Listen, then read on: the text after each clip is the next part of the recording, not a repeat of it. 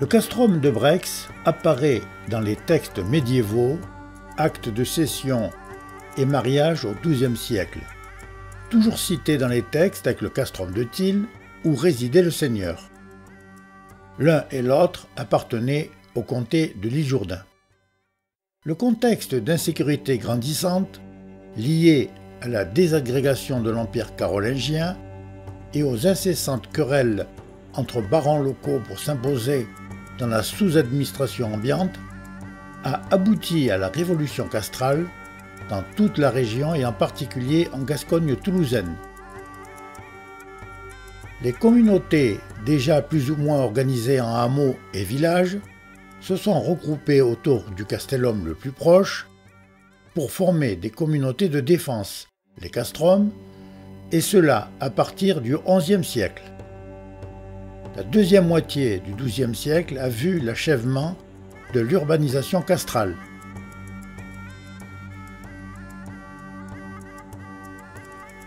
Les castrums de Tille et Brex nous sont signalés pour la première fois dans un acte de 1148, lorsqu'ils furent apportés en dot à Bernard Jourdain, seigneur de l'île par Escaronne, fille de Gauthier de Théride, vicomte du Gimoès, qui en était propriétaire. Ils apparaissent de nouveau dans un acte de succession en 1191 au profit de Jourdain III. Ces dates ne sont pas les dates de création, mais les dates d'apparition dans les textes. La création du castrum est logiquement antérieure de plusieurs décennies, donc située dans la première phase de castralisation que les historiens estiment au XIe siècle.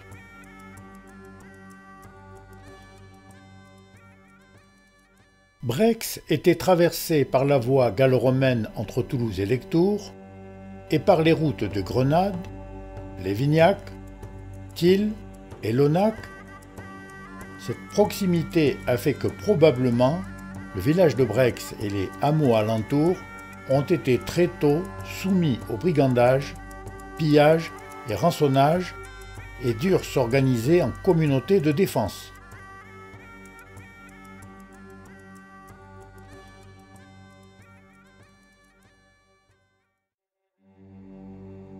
La croisade contre les Albigeois est l'essor du castrum. Au tout début du XIIIe siècle, la Gascogne toulousaine, en général et notre région en particulier, ont été peu concernées par le catharisme et les croisades qui l'ont combattu. Par contre, les inévitables effets collatéraux ont dû se faire sentir dans toute la région toulousaine et certainement jusqu'à Brex et Tille. Ces épisodes tragiques ont probablement favorisé le brigandage et le pillage, et donc accéléré la concentration de la population dans le castrum, à la recherche de sécurité derrière les palissades, en marge de cette guerre qui ne les concernait pas. Le contexte historique est étudié plus en détail dans la présentation spécifique.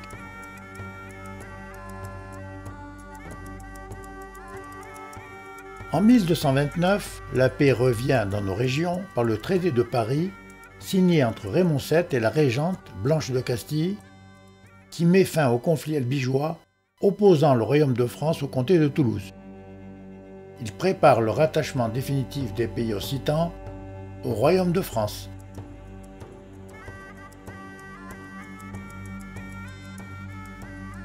En 1246, le peuplement du castrum devenant plus important, le seigneur de l'île, Bertrand Jourdain, accorde aux habitants de Brex et de Tille une charte de coutumes.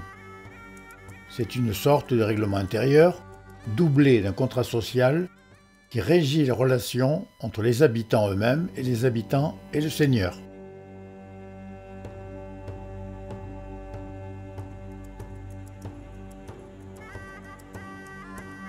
En 1256, son neveu, Jourdain IV, lui succède et accorde les secondes coutumes à Brex et Tille, dans lesquelles il interdit les cabanes d'animaux à l'intérieur de l'enceinte, soit par simple mesure d'hygiène, soit par manque de place. Dans tous les cas, ça signifie une évolution positive du castrum. Les deux talus signalés sur cette représentation laissent supposer des limites élargies, rendues nécessaires à une certaine période. Cette charte est confirmée par son successeur Jourdain V en 1289. Elle sera inchangée jusqu'en 1789. On peut situer l'apogée du castrum au milieu du XIVe siècle, avant les intrusions anglaises et la guerre de Cent Ans.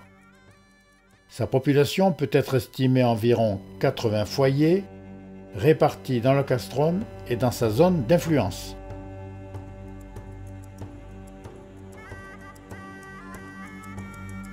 La guerre de Cent Ans et le déclin du castrum.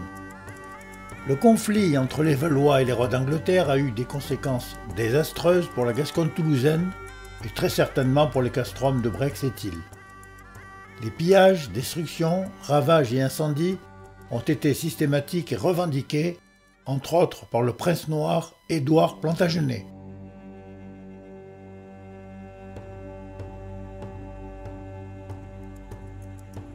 Gaston Phébus, comte de Foix, a contribué indirectement à la ruine de la région en y amenant avec son armée les routiers, mercenaires particulièrement redoutables, dont il aura lui-même le plus grand mal à l'en débarrasser.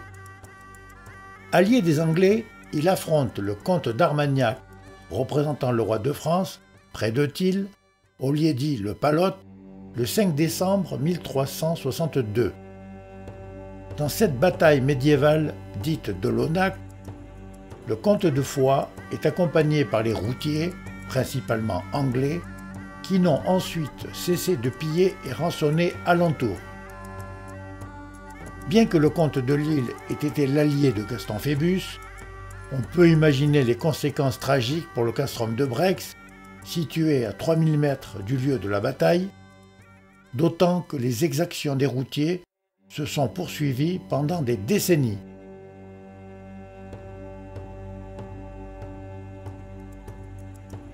Les jacqueries paysannes et les compagnies. Entre autres calamités, il faut citer les jacqueries paysannes qui secouent la France et en particulier celles des paysans du Lauragais parvenus à Brex et Thil et même au-delà, en Gascogne toulousaine en 1382, en ajoutant leur lot de misère et de destruction.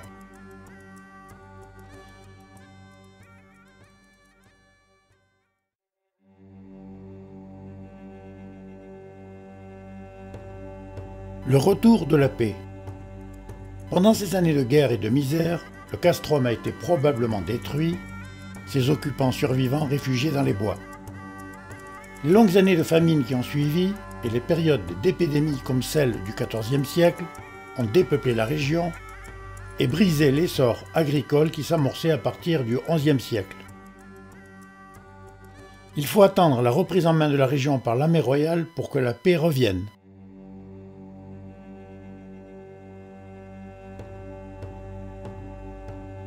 Les incidences du climat. Il faut tenir compte du climat dans la problématique du castrum.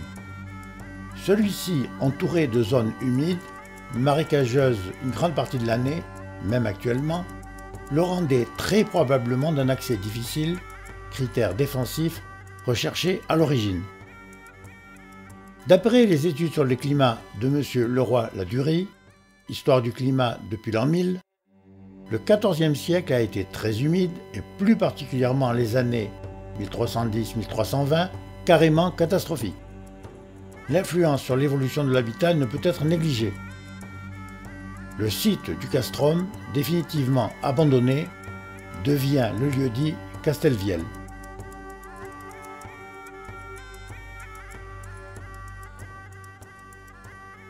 Progressivement, le développement de l'agriculture et des échanges commerciaux, dans une période de paix relative, ont orienté l'habitat vers des sites plus accessibles et ouverts, souvent situés à proximité.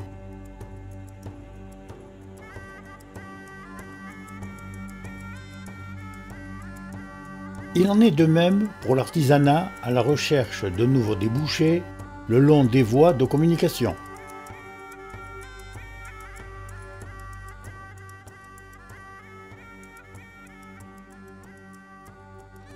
Le passage du village castral vers le fort villageois s'est réalisé soit progressivement sur le même site par une extension naturelle, soit rapidement et de façon négociée, organisée, contractualisée devant notaire, entre les habitants représentés par leur consul et le seigneur, qui décide de changer de site pour tenir compte de l'évolution évoquée au paragraphe précédent. Nous n'avons pas de texte écrit dans le cas de Brex et Étil. Par contre, nous pouvons nous appuyer sur de nombreux exemples en toulousain et montalbanais, étudiés par M. Frédéric Loeb qui cite, entre autres, Fronton qui change de site en 1371, Legvin en 1363, Montbéqui en 1382, Castelginest en 1368 et bien d'autres. À Brex, le fort villageois créé vers la fin du XIVe siècle est connu sous le toponyme Fort de Brex, qui apparaît dans le livre Terrier de 1662 et qui se retrouve jusqu'en 1900 sur un registre foncier archivé à la mairie de Brex. Son histoire, qui reste à compléter, fait l'objet d'une présentation spécifique.